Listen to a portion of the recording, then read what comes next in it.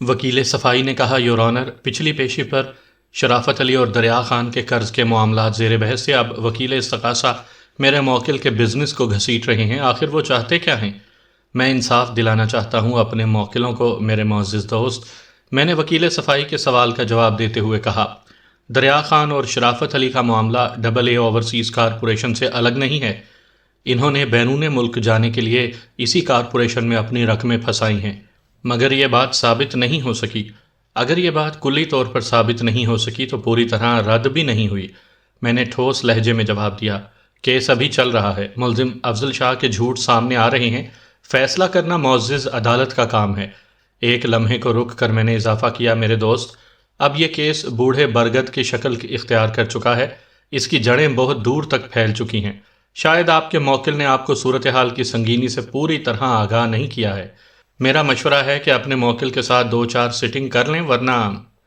میں جملہ ادھورا چھوڑ کر طنزیہ انداز میں مسکرایا۔ وکیل مخالف پیچ و تاب کھا کر رہ گیا۔ جج نے مجھے جرح جاری رکھنے کا اشارہ کیا۔ میں نے افضل شاہ کی جانب مڑتے ہوئے پوچھا، شاہ صاحب، آپ کا بیان ہے کہ آپ نے ڈبل اے اوورسیز کارپوریشن بالکل تنے تنہا قائم کی تھی، اس وقت آپ کا کوئی پارٹنر نہیں تھا، ذرا سوچ کر جواب دیں۔ آپ نے یہ بزنس کتنے سرمایے سے شروع کیا تھا؟ وہ جز بز ہو کر بولا، میں نے یہ کام 50,000 روپے سے شروع کیا تھا۔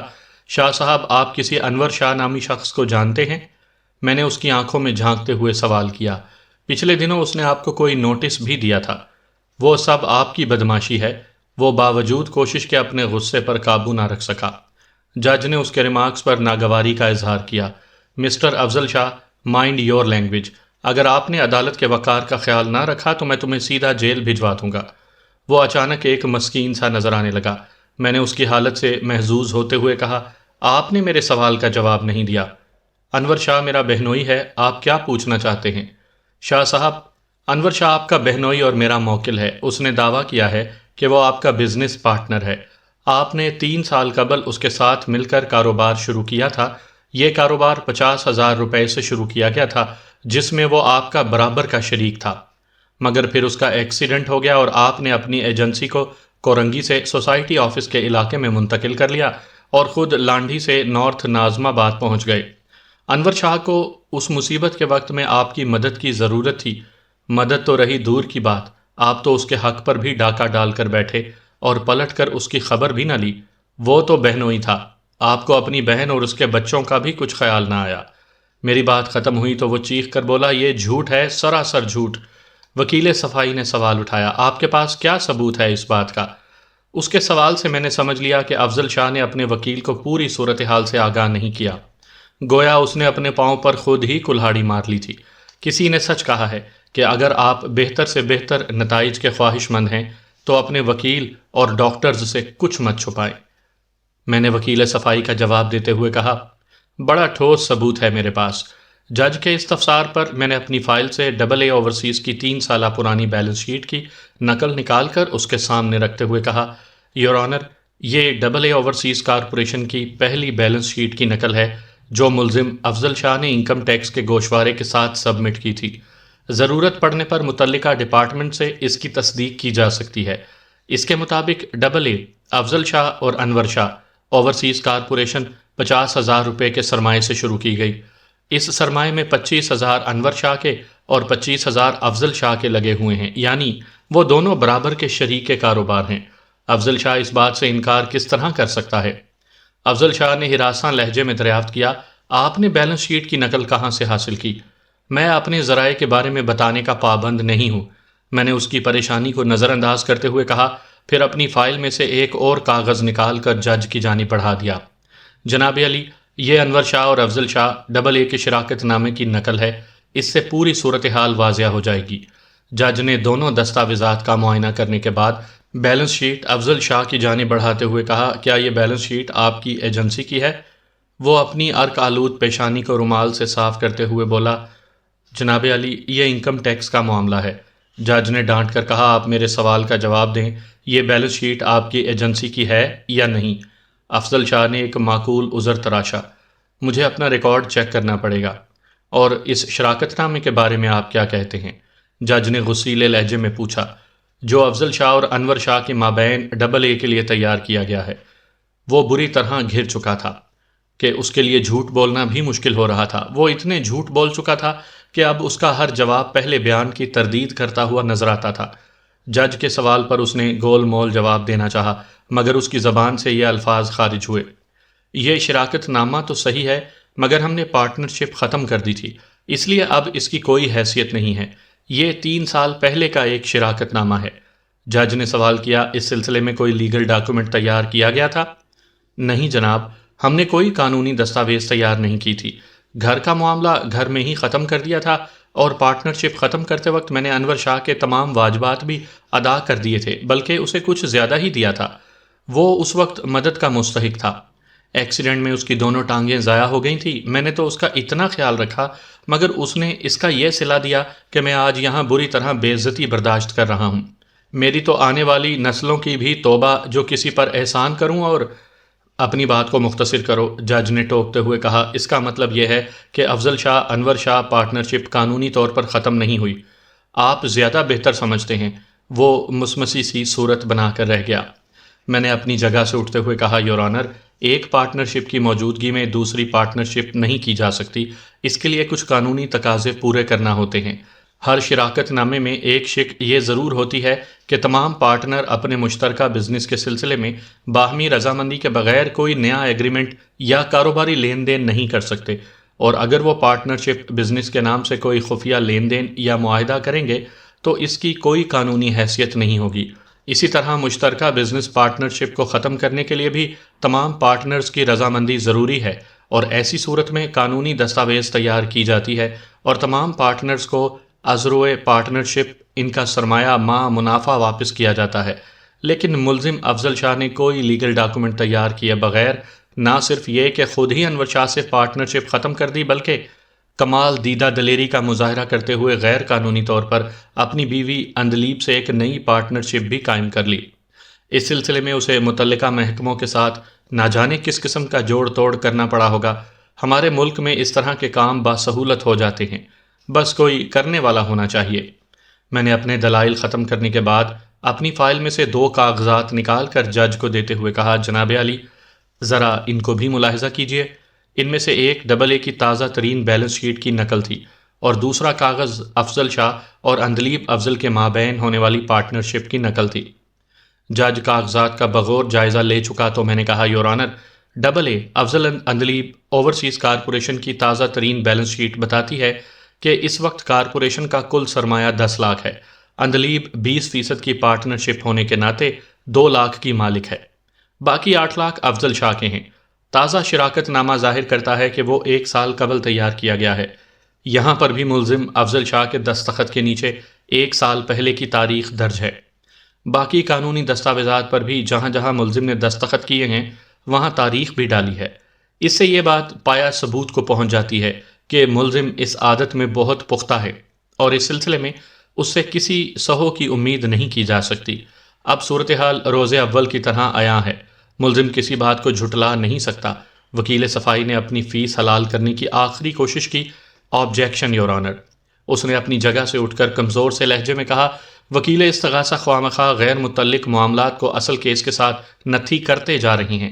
انہیں چاہیے کہ AA کے معمے میں الجھے بغیر اپنے موکلوں کی وکالت کریں۔ وہ بوکھلاہٹ میں ایک احمقانہ بات کہہ گیا تھا۔ میں نے اس موقع سے بھرپور فائدہ اٹھایا۔ میں نے کہا: میرے محترم، میں اپنے موکلوں کی وکالت ہی کر رہا ہوں، آپ اپنی معلومات درست کر لیں۔ میرے موکلوں کے نام اطہر، شرافت علی، دریا خان اور انور شاہ ہیں، اور میں نے ابھی تک کسی غیر متعلق 5ویں شخص کے بارے میں ایک لفظ بھی زبان سے ادا نہیں کیا۔ چونکہ افضل شاہ ان چاروں کا مشترکہ مجرم ہے، قانونی زبان میں اگرچہ وہ ملزم ہی کہلائے گا جب تک اس پہ عائد کردہ الزامات کی تصدیق نہیں ہو جاتی، اس لیے افضل شاہ کا موضوع گفتگو بننا لازمی بات ہے۔ جب اس کی ذات زیر بحث آئے گی تو اس کا بزنس کیسے بچا رہے گا؟ AA کا ہر حوالے سے ذکر ہوگا، آپ انہیں کس کس محاذ پر بچائیں گے؟ مخالف وکیل بغلیں جھانکنے لگا۔ میں نے روئے سخن جج کی جانب موڑتے ہوئے کہا: جناب اعلیٰ، اب سب کچھ کھل کر سامنے آ چکا ہے۔ ملزم افضل شاہ مجرمانہ ذہنیت کا مالک ایک مکار، دھوکے باز شخص ہے۔ اس کے مذموم کارنامے فاضل عدالت کے علم میں بمائے ثبوت آ چکے ہیں۔ میرے موکلوں کو جاری کردہ رسیدوں اور تمام لیگل ڈاکومنٹس پر موجود ملزم کے دستخط ما تاریخ اس بات کا بین ثبوت ہیں کہ اس نے یہ دستخط باہوش و حواس کیے ہیں، اور اس کے اس بیان کی کوئی اہمیت نہیں ہے کہ رسیدوں پر دستخط کرتے ہوئے اس سے غلطی سرزد ہو گئی تھی۔ اس کے علاوہ ملزم نے معزز عدالت کے سامنے قدم قدم پر جھوٹ بولے ہیں اور اپنے بیشتر بیانات سے بعد میں منحرف بھی ہوا ہے۔ تیسری معزز عدالت سے استدعا یہ ہے کہ انصاف کے تقاضے پورے کرتے ہوئے میرے موکلوں کی داد رسی کی جائے۔ اگرچہ میرے موکل اطہر کے پاس کسی قسم کی کوئی دستاویز نہیں ہے، لیکن میں درخواست کروں گا کہ اس کے مسئلے کو بھی توجہ کے قابل سمجھا جائے اور اس کے ساتھ ہونے والے فراڈ کی بھی چھان بین کی جائے۔ بس مجھے اور کچھ نہیں کہنا۔ اس کے بعد میں اپنی مخصوص سیٹ پر آ کر بیٹھ گیا۔ جج نے میرے فراہم کردہ لیگل ڈاکومنٹس تصدیق کے لیے متعلقہ عدالتی عملے کے حوالے کرتے ہوئے فیصلے کے لیے 10 روز بعد کی تاریخ دے دی۔ ہمارا کیس بالکل واضح تھا۔ جج معاملے کی تہہ تک پہنچ چکا تھا۔ میں نے جج کے اٹھنے سے پہلے ایک اور استدعا کی۔ یور آنر، میں نے جج کو مخاطب کرتے ہوئے کہا، میرے موکل دریا خان اور شرافت علی خوف و ہراس کا شکار ہیں۔ ملزم افضل شاہ کی طرف سے انہیں مختلف قسم کی دھمکیاں دی جا رہی ہیں۔ انہیں مجبور کیا جا رہا ہے کہ وہ مقدمے کی پیروی سے باز آ جائیں۔ اس سلسلے میں دریا خان کے چھوٹے بھائی کو افضل شاہ کے بھیجے ہوئے غنڈوں نے زد و کوب بھی کیا ہے۔ اسی طرح شرافت علی کو دھمکایا جا رہا ہے کہ اگر اس نے کیس واپس نہ لیا تو اس کی بیٹی کو اغوا کر لیا جائے گا۔ میں معزز عدالت سے استدعا کرتا ہوں کہ میرے موکلوں کے تحفظ کا خاطر خواہ انتظام کیا جائے۔ جج نے نفرت آمیز نظروں سے افضل شاہ کی جانب دیکھا، پھر کہا، مسٹر افضل شاہ، اس کیس کے مدعیان اور ان کی فیملی کے کسی فرد کے ساتھ کسی بھی قسم کا کوئی حادثہ پیش آیا تو اس کا ذمہ دار تمہیں سمجھا جائے گا۔ اس کے بعد جج نے عدالت برخاست کرنے کا اعلان کر دیا اور اٹھ کر اپنے چیمبر میں چلا گیا۔ میں عدالت کے برآمدے میں پہنچا تو افضل شاہ ایک کونے میں کھڑا اپنے وکیل کے ساتھ کھسر پھسر میں مصروف تھا۔ شرافت علی، دریا خان اور محمود علی بھی میرے ساتھ ہی کمرے سے نکلے تھے۔ اطہر آج بھی غیر حاضر تھے۔ مجھ پر نظر پڑی تو افضل شاہ نے حقارت سے مجھے دیکھنے کے بعد اپنا چہرہ دوسری جانب پھیر لیا۔ میں نے اس کے پاس سے گزرتے ہوئے شرافت علی سے پوچھا، اب تو خوش ہو؟ کوئی اور مسئلہ ہو تو بتاؤ۔ آپ نے تو ایسا انتظام کر دیا ہے کہ بس کچھ پوچھیں نہ۔ اور دریا خان، تمہیں تو کسی بات کی فکر نہیں ہے نا؟ اس نے پرجوش لہجے میں جواب دیا، وکیل صاحب، ہم تو پہلے بھی فکر مند نہیں تھا۔ آپ نے ہم کو روکا نہ ہوتا تو اس وقت ہم علاقہ غیر میں مزے کی نیند سو رہا ہوتا۔ کوئی پولیس ملس ہم تک نہیں پہنچ پاتی۔ میں واضح طور پر اس کا اشارہ سمجھ رہا تھا۔ اگر کوئی گڑ سے مر جائے تو اسے زہر نہیں دینا چاہیے، میں نے معنی خیز انداز میں کہا۔ میں ایسی باتیں دانستہ افضل شاہ کو سنانے اور اس کا خون جلانے کے لیے کر رہا تھا اور اپنی کوشش میں خاصی حد تک کامیاب بھی رہا تھا۔ میں نے اسے اپنے وکیل سے کہتے ہوئے سنا، oh you fool liar, mister Baig, میں تم سے اچھی طرح سمجھ لوں گا، ذرا انتظار کرو۔ میں اس کی جھنجھلاہٹ سے لطف اٹھاتا ہوا آگے بڑھ گیا۔ آئندہ پیشی پر میں ذرا جلدی عدالت پہنچ چکا تھا۔ آج کی تاریخ میں میرا اور کوئی کیس نہیں تھا۔ میں نے اپنے موکلوں کو پہلے ہی ہدایت کر دی تھی کہ وہ بھی جلد ہی آ جائیں۔ اس دوران میں 1-2 پیغام میں نے اطہر کی جانب ہی بھیجے تھے، مگر وہ میرے پی این کو ایک مرتبہ بھی گھر میں نہیں مل سکا تھا۔ البتہ میرا پی این اس کے والد طاہر حسین کو مطلع کر آیا تھا کہ آئندہ پیشی پر اس کیس کا فیصلہ ہونے والا ہے۔ اس نے طاہر حسین کو مذکورہ پیشی کی تاریخ بھی بتا دی تھی اور میری جانب سے یہ ہدایت بھی کر دی تھی کہ اطہر اس پیشی پر ضرور بضرور عدالت میں پیش ہو۔ میرا ارادہ تھا کہ پیشکار کی کچھ خدمت کر کے اپنے کیس کا نمبر شروع میں لگوا لوں گا تاکہ ہمیں زیادہ سے زیادہ وقت مل سکے۔ ویسے تو میرے خیال میں آج عدالت کے کمرے میں کوئی زیادہ وقت نہیں لگنا تھا۔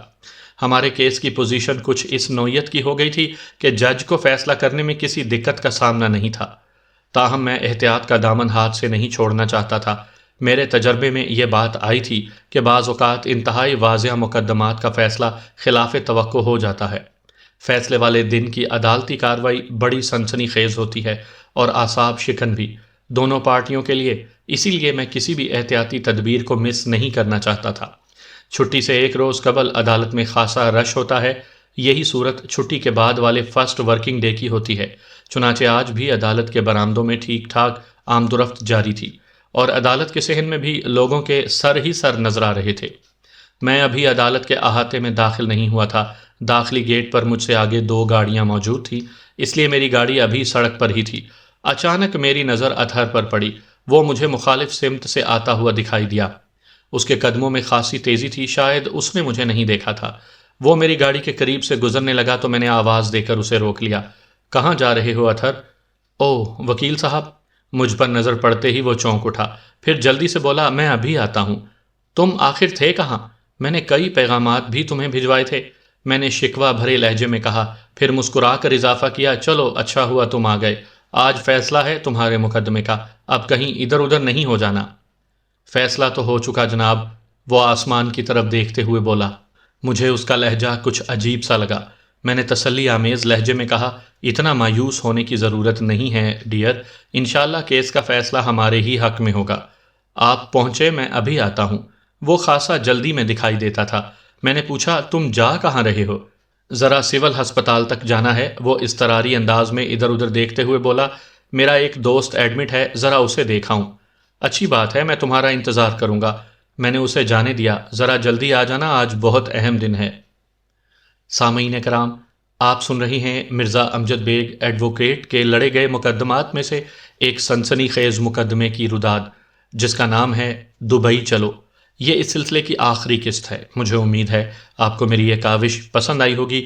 آپ نے اگر ابھی تک میرا چینل کہانی گھر سبسکرائب نہیں کیا تو ابھی میرے چینل کو سبسکرائب کر کے بیل نوٹیفیکیشن آن کر لیجئے تاکہ آنے والی ہر نئی کہانی کی اطلاع بر وقت آپ تک پہنچ سکے۔ میری بات ختم ہونے تک وہ سڑک پر رواں دواں انسانی سیلاب میں گم ہو چکا تھا۔ عدالتی کارروائی شروع ہوئی تو تمام متعلقہ افراد کمرے میں موجود تھے سوائے اطہر کے۔ افضل شاہ کا چہرہ مرجھایا ہوا تھا، اس کے وکیل کا منہ بھی لٹکا ہوا تھا، البتہ میرے موکلوں کے چہروں پر دبا دبا جوش واضح نظر آ رہا تھا۔ جج خاصی دیر تک مختلف کاغذات کے ساتھ الجھا رہا، پھر کھنکار کر گلا صاف کرتے ہوئے بولنا شروع کیا۔ عدالت میں سناٹا چھا گیا، صرف دل دھڑک رہے تھے اور سانسیں چل رہی تھیں۔ جج کی بھاری آواز کمرے میں گونجی۔ تمام حالات و واقعات، شواہد اور اب تک کی عدالتی کارروائی کے بعد عدالت اس نتیجے پر پہنچی ہے کہ ملزم افضل شاہ ایک دھوکے باز شخص ہے۔ قانونی دستاویزات بھی اس بات کی تصدیق کرتی ہیں، لہٰذا عدالت ملزم افضل شاہ کو حکم دیتی ہے کہ وہ 15 یوم کے اندر اندر اس کیس کے مدعیان شرافت علی اور دریا خان کو ان سے ہتھیائی ہوئی رقوم واپس کرے۔ اسی طرح عدالت کا حکم ہے کہ ملزم افضل شاہ اپنے بہنوئی اور بزنس پارٹنر انور شاہ کے واجبات بھی اسی 15 روز مدت کے اندر ادا کرے۔ خیال رہے کہ یہ ادائیگی متعلقہ دونوں وکلاء کی موجودگی میں ہونی چاہیے، اور اس سلسلے میں قانونی دستاویز تیار کر کے دونوں فریقین کے دستخط لینا بھی ضروری ہیں۔ حکم عدولی کی صورت میں ملزم کے خلاف سخت قانونی کارروائی کی جائے گی۔ مدعی اطہر اپنے دعوے کو ثابت نہیں کر سکا، لہٰذا عدالت اس کی کوئی مدد نہیں کر سکتی۔ ہم عدالت سے باہر آئے تو سب کے چہرے دمک رہے تھے سوائے مدعی علیہ اور اس کے وکیل کے۔ میں نے وکیل صفائی سے کہا، آپ اپنے موکل کو لے کر میرے دفتر آئیں گے یا میں آپ کے پاس آ جاؤں؟ میرا موکل ویل چیئر کا اسیر ہے، اس کے دستخط تو گھر پر ہی لیے جا سکتے ہیں۔ اس سلسلے میں بعد میں سوچیں گے، ایسی بھی کیا جلدی ہے؟ وہ روکھا سا جواب دے کر آگے بڑھ گیا۔ افضل شاہ اس سے پہلے ہی اپنی گاڑی میں بیٹھ چکا تھا اور اس کی گاڑی خارجی گیٹ سے نکل کر سڑک پر چڑھ رہی تھی۔ پھر ہماری آنکھوں نے ایک ہولناک منظر دیکھا۔ ایک ہونڈا 125 افضل شاہ کے زرد کار کے پاس آ کر رکی۔ موٹر سائیکل پر 2 افراد سوار تھے، انہوں نے سروں پر ہیلمٹ پہن رکھے تھے۔ پیچھے بیٹھے ہوئے نوجوان کو میں نے لباس سے پہچان لیا، وہ اطہر تھا۔ صبح جب وہ مجھ سے ملا تھا تو اس نے یہی لباس پہن رکھا تھا۔ پھر سب کچھ پلک جھپکتے میں ہو گیا۔ موٹر سائیکل ڈرائیو کرنے والے شخص نے اسے اس اینگل سے کار کے ساتھ روکا تھا کہ اطہر اور کار کی ڈرائیونگ سیٹ پر بیٹھے ہوئے افضل کے درمیان بمشکل 1 فٹ کا فاصلہ ہوگا۔ موٹر سائیکل رکتے ہی اطہر نے اپنی جیکٹ کی جیب سے ایک ٹی ٹی برآمد کی اور اس کا پورا میگزین افضل شاہ کے سینے میں اتار دیا۔ دوسرے ہی لمحے روشنی کی رفتار سے ہونڈا 125 ہجوم میں غائب ہو چکی تھی۔ موقع پر کھلبلی مچ گئی۔ افضل شاہ کو شاید دوسری سانس لینے کا موقع بھی نہ ملا۔ خون میں لت پت اس کی لاش نشان عبرت بنی ہوئی تھی۔ پولیس نے AA اوورسیز کارپوریشن کے دفتر کو سیل کر کے عدالتی فیصلے کے مطابق کارروائی نمٹا دی۔ اطہر تاحال مفرور ہے۔